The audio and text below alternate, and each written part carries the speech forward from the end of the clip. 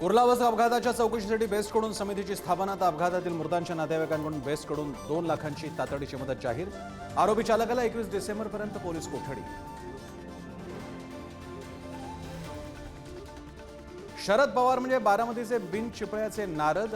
मार्कडवाडीतून गोपीचंद पडळकरांचा हल्लाबोल. पवारांचं ईव्हीएम विरोधी आंदोलन मोडून काढण्याचं आवाहन.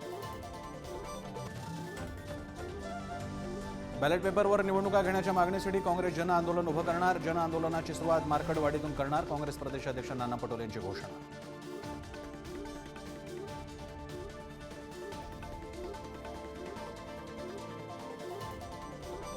ठाकरेंच्या शिवसेनेकडून ईव्हीएमच्या प्रतिकृतीचं अरबी समुद्रात विसर्जन. प्रगत देशात ईव्हीएम नाही मग भारतात का? ठाकरेंच्या शिवसेनेचा सवाल.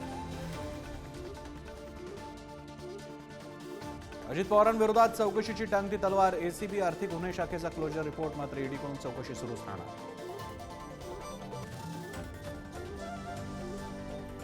वंचितच्या राष्ट्रीय अध्यक्षपदी पुन्हा प्रकाश आंबेडकरांची निवड. शेगावमध्ये वंचितच्या कार्यकारी मंडळाच्या बैठकीत बिनविरोध निवडीचा निर्णय. कल्याणच्या दुर्गाडी किल्ल्यात मशीद नवे मंदिरच. दुर्गाडी किल्ला ताब्यात देण्याबाबतची मुस्लिम पक्षाची याचिका कल्याण कोर्टानं फेटाळली.